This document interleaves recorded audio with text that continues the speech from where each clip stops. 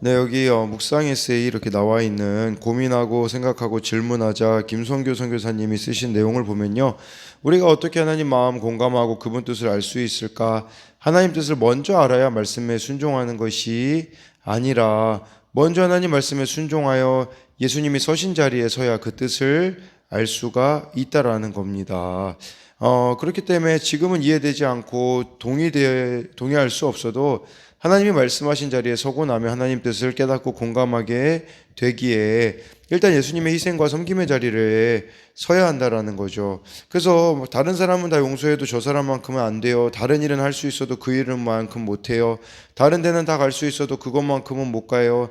다른 것은 다 내려놓아도 그것만큼은 못 내려놓아요. 이런 나를 잠시 내려놓고 하나님 마음을 알고 싶다는 소망을 가지고 예수님의 희생과 섬김의 자리에 서보자는 거죠. 다른 사람은 다 용서해도 가장 용서할 수 없는 나를 용서하신 그분의 용서, 다른 일은 다 해도 절대 할 수 없는 십자가를 지신 그분의 희생, 다른 데는 다 갈 수 있어도 하늘 영광을 버리고 올 수 없는 이 땅의 죄인들을 위해 오신 그분의 헌신을 알게 됩니다. 우리를 위해 아들 예수님을 기꺼이 보내신 하나님의 사랑을 다는 아니어도 조금은 알게 되는데, 그 마음과 은혜를 조금이라도 알게 되면 주님의 길을 기쁨과 감사로 따르게 된다라고 말해주고 있습니다. 그 카일 아이들먼 목사님이 하신 말씀처럼 모든 것이 끝났다고 여기는 그 지점이 당신이 주님께 온전히 쓰임 받을 수 있는 최적의 장소다라고 이렇게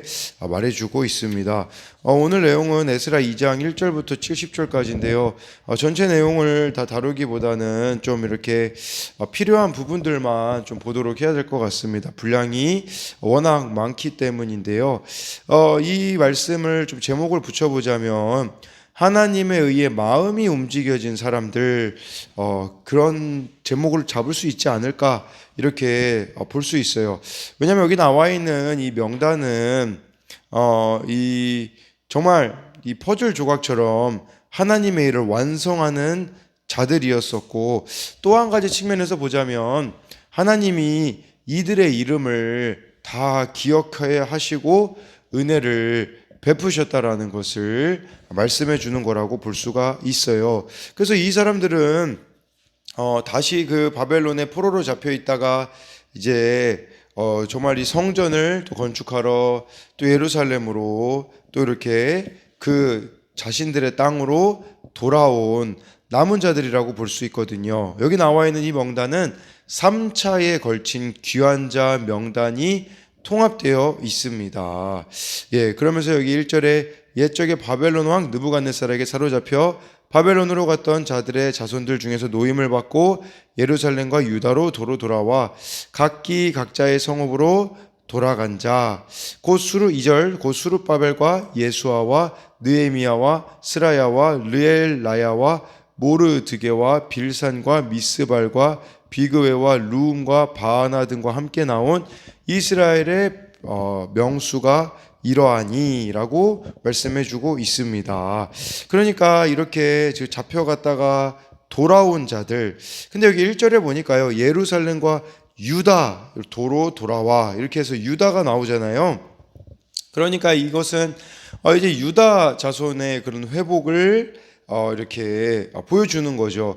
그들이 더 이상 이 유배지의 사람들이 아니라 하나님께서 이 주신 약속의 땅 그 사람들로 불려지게 될 것을, 이 유다라는 단어를 이곳에서 사용한 것을 통해서 볼 수가 있는 것이죠. 그리고 여기 1절에 각자의 성읍으로 돌아간 자라고 1절에서 말했거든요. 2절에서는 이 사람들을 이스라엘 백성의 명수라고 말했어요. 그러니까 본국으로 돌아간 자들이 이스라엘 백성이다라고 이렇게 명칭이 바뀌었다라고 볼 수가 있는 것이죠.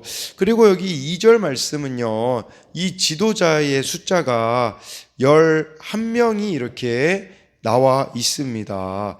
그런데요, 이 중에서 우리 이 수룹바벨은 뭐 여러 가지 견해들이 있겠지만 아까 그 어제 말씀처럼 세스바살과 동일 인물로 보는 것이 좀 제일 나을 것 같습니다. 그래서 그것으로 보는데요. 근데 여기 11명이잖아요. 근데 느헤미야 7장 7절을 보면요. 12명이 나와요. 느헤미야 7장 7절에는 12명이 나오는데 나하만이라는 사람이 여기 2절 말씀에는 빠져 있습니다. 그러니까 12명이 느헤미야에 나왔다고 보자면 지도자들이거든요. 12명으로 만약에 우리가 보자면 하나님 백성의 회복의 그 회복이 이렇게 지도자들부터 이렇게 일어났다라는 거죠. 왜냐하면 12지파와 관련이 있듯이 이 12명, 느헤미야 7장 7절에 의하면 12명이 나오게 되어지는데 바로 그러한 회복을 보여주는 것이라고 할 수가 있는 것이죠. 그러면서요, 이제 3절부터 20절까지는 가문 단위로 이렇게 그 귀환한 자의 이름이 나와 있습니다. 그래서 여기서 뭐 누구는 20절까지도 보면, 그래서 누구는 누구의 뭐 이렇게 누구의 자손이다 뭐 이런 문구들이 나왔는데, 이것은 포로로 잡혀가기 전에 고국에 살았던 그 선조들의 이름이 이렇게 기록이 되어져 있어요. 그리고 이 누구의 자손이라는 이런 표현은 하나님이 과거 조상들에게 주셨던 그 땅을 그들이 조상의 이름처럼 소중히 여겼다라는 것을 또한 보여주고 있어요. 한마디로 말하자면 그런 정체성을 유지했다라고 볼 수 있다라고 할 수 있는 것이죠.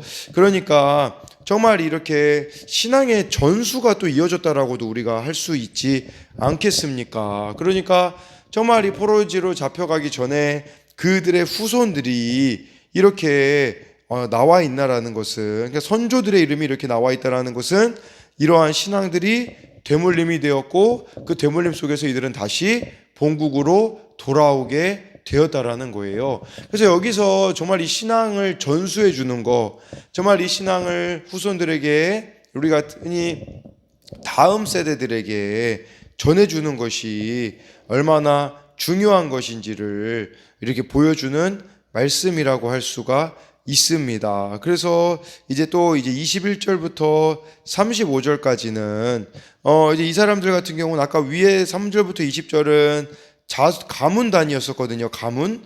여기 21절부터 35절까지는 출신 지역 중심으로 개수가 되어 있어요. 뭐 예를 들자면 뭐 21절에 베들렘 사람 뭐 등등 이렇게 보면 다 출신 지역들로 이렇게 나와 있습니다. 그래서 이 사람들은 출신 지역 중심으로 이렇게 개수가 되었다고 볼 수가 있겠고요.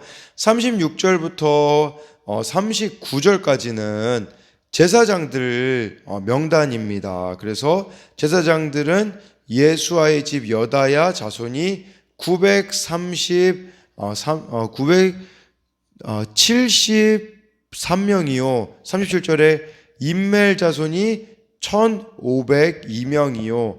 38절에 바술 자손이 1247명이요. 39절에 하림 자손이 1017명이었더라 라고 해가지고요. 제사장들 명단, 이제 본국으로 귀환하게 되어지면 참 중요한 이렇게 일들을 감당해야 되는 그런 제사장들의 명단들이 나와 있습니다.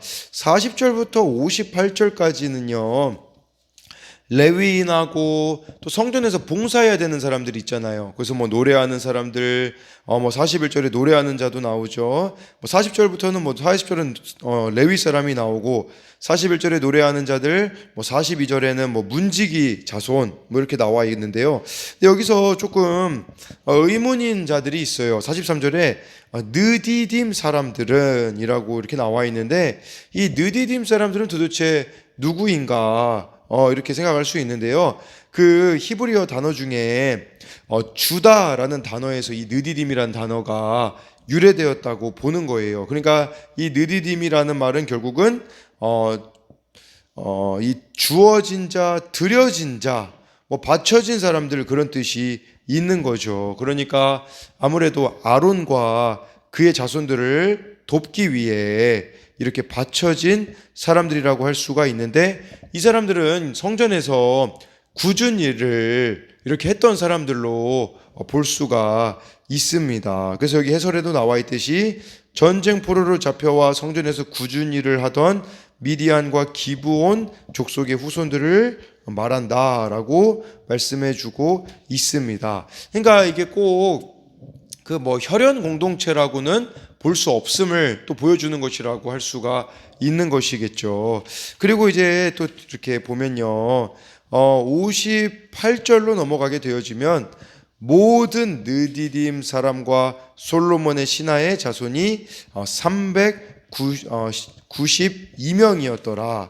지금 아까 제가 40절부터 58절까지가 레위인과 성전에 봉사하는 자들 명단이라고 했는데, 이 명단에 나와 있는 사람의 숫자가 보면요 392명이었습니다. 그러니까 이 392명이라는 게 사실은 이게 이 인원으로 그렇게 예배하기 위한 성전 운영을 하는 데 있어서 턱없이 부족한 인원들이라고 할 수가 있습니다. 네, 왜 그러냐면 64절에 보면 온 회중의 합계가 42,360명이었기 때문에 그에 비하여서는 이렇게 성전에서 일하는 사람은 정말 성전 운영하는 데 있어서는 부족했을 것이죠. 그냥 이걸 통해서 우리가 이렇게 생각해 볼 수 있는 것은 무엇이냐면, 정말 여기에 나와 있는 이 사람들은 이름도 없이 빛도 없이 그렇게 섬기는 자들이었었다라고 할 수가 있습니다.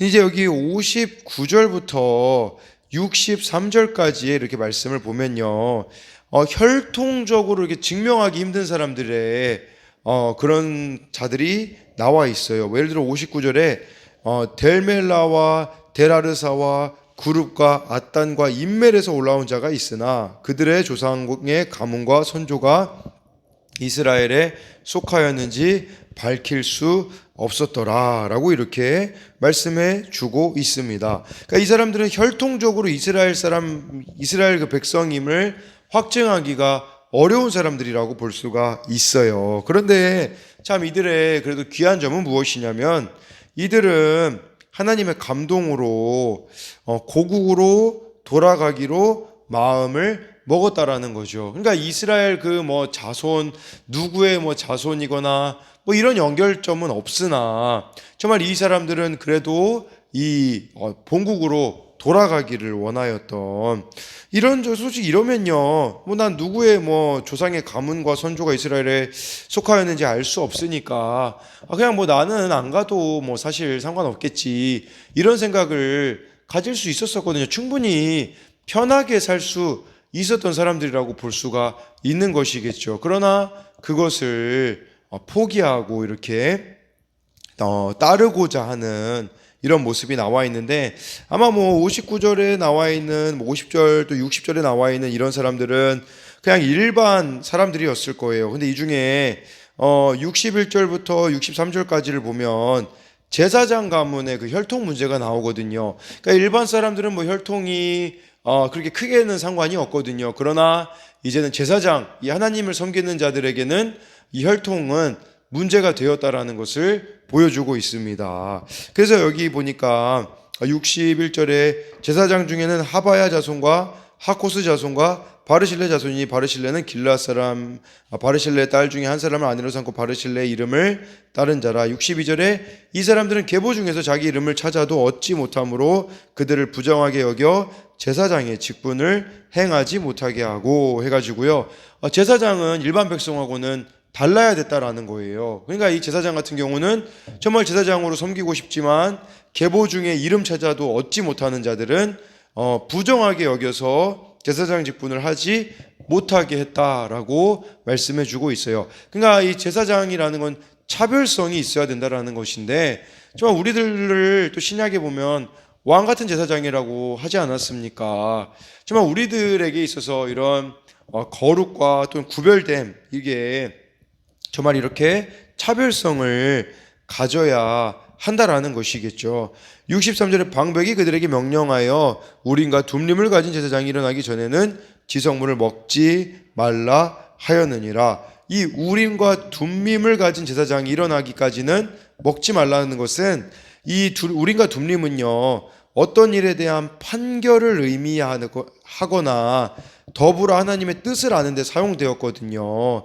그러니까 이게 정말 우림과 둠림으로 이 아직 혈통, 그러니까 이 그런 계보가 명확하지 않은 자들을 우리가 둠림으로 분별해서 세워져야 된다라고 이렇게 방백들이 말했다고 볼 수가 있어요. 이 제사장의 경우 성전에서 거룩한 일들을 감당해야 됐기 때문에 이런 계보를 판별하는 게 중요했기 때문에 우림과 둠림 가진 제사장을 통해서 확증하지 않고서는 이 지금 혈통 또 계보를 제대로 알 수 없는 이 제사장들은 봉사할 수가 없었다라는 것을 우리들에게 말씀해주고 있는데, 그러니까 우리가 이걸 보면서 정말 우리들 안에는 이러한 거룩함이 있는지를 돌아봐야 한다라고도 할 수가 있습니다. 주님의 일을 섬기는 데 있어서는 뭔가 다른 모습들이 있어야겠죠. 64절에 온 회중의 합계가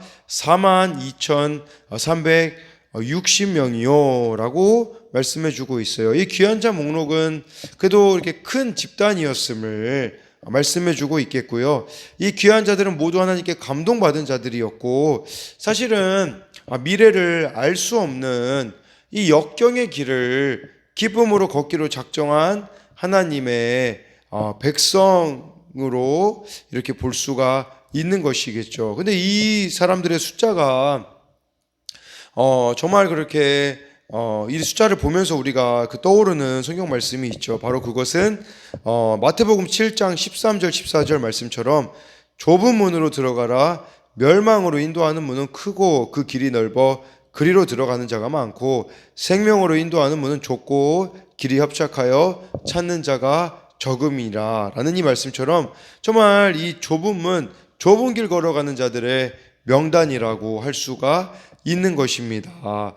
예, 그러면서 이제 여기 66절에 말이 736명이요, 736이요, 노새가 245요, 67절에 낙타가 435요, 나귀가 6,720이었더라. 그러니까 이게요, 재산이 그렇게 많은 건 아니었었다라는 것을 하나로 보여주는 거예요. 왜냐하면 전체 숫자는 42,360명인데 여기 나와 있는 말이나 노새나 낙타나 나귀의 숫자는 그에 참 미치지 못하는, 그러니까 이게 물질적으로나 그렇게 풍요로운 것은 아니었다라는 것이겠죠. 근데 풍요롭지 않은 상태에서 또 본국으로 돌아간다라는 것은, 이미 폐허가 된 그곳에 돌아간다라는 것은 쉬운 일은 아니었다라는 것을 우리들에게 이렇게 말씀해주고 있는 것이겠죠. 68절에 어떤 족장들이 예루살렘에 있는 여호와의 성전터에 이르러 하나님의 전을 그곳에 다시 건축하려고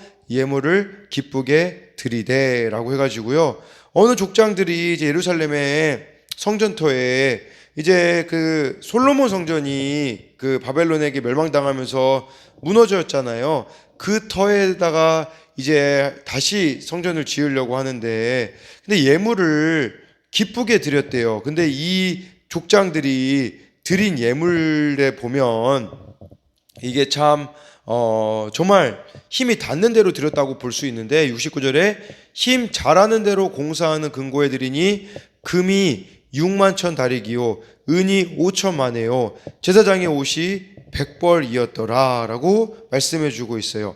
힘 닿는 대로 드렸다라는 거거든요. 정말 하나님을 사랑하는 마음이 이들에게 있었던 것이죠. 금이 6만 천 다리기라고 하는데 이 정도면 몇 킬로그램이냐면 514kg이에요. 514kg이니까 엄청난 양이겠죠.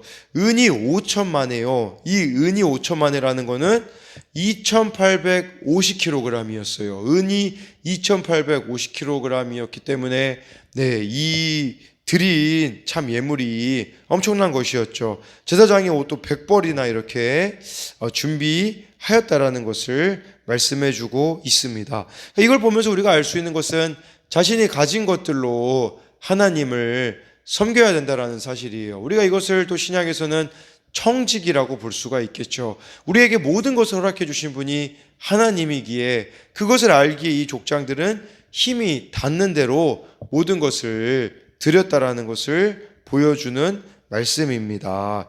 70절은 정말 오늘 말씀의 또 결론이라고 볼 수가 있는데요. 이에 제사장들과 레위 사람들과 백성 몇과 노래하는 자들과 문지기들과 느디딤 사람들이 각자의 성읍에 살았고 이스라엘 무리도 각자의 성읍에 살았더라 라고 말씀해 주고 있습니다. 그러니까 이 사람들이 다 성읍에 살았다라는 것은 결국은 돌아와서 그 약속의 땅으로 다시 이렇게 지내었다라는 것을 말씀해 주고 있는 것이죠. 이것은 무엇을 말하는 거겠습니까? 하나님이 정말 그 오래전 아브라함에게 허락하셨던 땅과 후손 약속이 다시 이루어질 것임을 보여주는 것이죠. 이것은 우리들에게 있어서는 그런 의미도 될 수 있는 거예요. 하나님께 돌아올 때야만 새로운 시작이 펼쳐진다라는 것을 말씀해 주는 것이며, 이들이 정말 그 그루터기가 되어서 그 약속, 하나님의 약속을 성취해내는 자들이 된다라는 것으로 볼 수가 있습니다. 저는 오늘 이 말씀을 보면서 개인적으로 이렇게 명단들이 나오고 이름들이 나오는 것을 보면서 정말 요한계시록에 생명책이라는 그 단어가 떠오르더라고요. 그래서 요한계시록 3장 5절 같은데 보면 이기는 자는 이와 같이 흰 옷을 입을 것이요 내가 그 이름을 생명책에 결코 지우지 아니하고 그 이름을 내 아버지 앞과 그의 천사들 앞에서 시인하리라. 여러분, 이 사람들의 명단은 사실은 구원받은 자들의 명단이라고도 볼 수가 있지 않겠습니까? 생명책에 기록된 자들이라고 볼 수가 있는 것이죠. 근데 이 생명책에 들어가려면 정말 좁은 길을 걸어가야 되고, 정말 세상의 어떤 부귀영화나 이러한 것들을 또 거부하고 손해보는 길 같으나 하나님이 기뻐하시는 일이라면 마땅히 감당해 내어지는 자들이 생명책에 기록된다라는 사실이죠. 그러나 생명책에 기록되지 못하는 자들은 요한계시록 20장 15절에 보면요, 누구든지 생명책에 기록되지 못한 자는 불못에 던져지리라. 이 불못을 그 위에 말씀해 보니까요, 둘째 사망이라고 했습니다. 첫 번째 사망은 우리가 모두가 다 죽음을 맞는 이 땅에서의 삶이겠죠. 둘째 사망이라는 것은 바로 지옥을 말하는 것이라고 볼 수가 있는 겁니다. 생명이냐 죽음이냐라는 이 갈림길 속에서 좁은 길로 가면 생명을 얻겠지만 넓은 길로 가면 죽음을 맞이할 수밖에 없는, 사망을 맞이할 수밖에 없는 그 기로에 여러분들이 서 있는데, 정말 여러분 모두가 다 이 생명책에 기록되어지는 일들이 이루어지기를 소망합니다.